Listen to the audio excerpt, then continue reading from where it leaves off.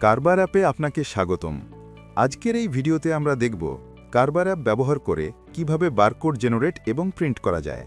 আপনি নতুন আইটেম হোক বা পুরনো আইটেম, সবগুলোর জন্যই খুব সহজে বারকোড তৈরি করতে পারবেন। চলুন শুরু করা যাক। প্রথমে কারবার অ্যাপ ওপেন করুন। এরপর ইনভেন্টরি অপশানে ক্লিক করুন। ইনভেন্টরি পেজ ওপেন হলে অ্যাড নিউ আইটেমে ক্লিক করুন। এখন আইটেমের নাম, ক্যাটাগরি এবং প্রয়োজনীয় তথ্যগুলো পূরণ করুন। এরপর আদার্স ট্যাবে যান। এখানে আপনি আইটেম কোড অপশনটি দেখতে পাবেন। আইটেম কোডের পাশে থাকা জেনারেট বাটনে ক্লিক করলে সিস্টেম নিজে থেকেই একটি কোড তৈরি করে দেবে। যদি আপনার আইটেমের আগে থেকেই কোনো কোড থাকে তাহলে চাইলে সেটি ম্যানুয়ালি লিখতেও পারেন। সব তথ্য ঠিক থাকলে অ্যাড আইটেমে ক্লিক করুন। এখন আমরা দেখব আগে থেকে থাকা কোনো আইটেমের জন্য বারকোড কিভাবে তৈরি করবেন। আবার ইনভেন্টরিতে যান। যে আইটেমের বারকোড তৈরি করতে চান সেই আইটেমের নামের উপর একবার ক্লিক করুন। এরপর উপরের ডান পাশ থেকে ম্যানেজ আইটেমে ক্লিক করে এডিট আইটেম সিলেক্ট করুন। এখন আদার্স ট্যাবে যান।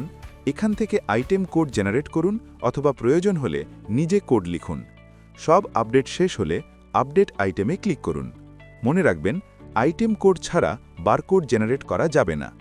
এখন বারকোড তৈরি করার জন্য বাম পাশের মেনু থেকে বিজনেস টুলসে যান।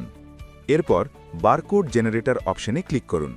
এখানে আপনি বারকোডের সাথে কোন কোন তথ্য দেখাতে চান সেগুলো নিজের প্রয়োজন অনুযায়ী সিলেক্ট করতে পারবেন, যেমন business name, item name, price, MRP, currency. এরপর সিলেক্ট আইটেম টু জেনারেট বারকোডে ক্লিক করুন। লিস্ট থেকে প্রয়োজনীয় আইটেম সিলেক্ট করে অ্যাড করুন। এখন কোয়ান্টিটি অপশনে লিখুন আপনি কয়টি বারকোড প্রিন্ট করতে চান। সব ঠিক থাকলে অ্যাড আইটেমসে ক্লিক করুন। এখন স্ক্রিনে আপনি দেখতে পাবেন আইটেম নেম, আইটেম কোড এবং কোয়ান্টিটি। সব কিছু ঠিক আছে কিনা ভালোভাবে যাচাই করুন।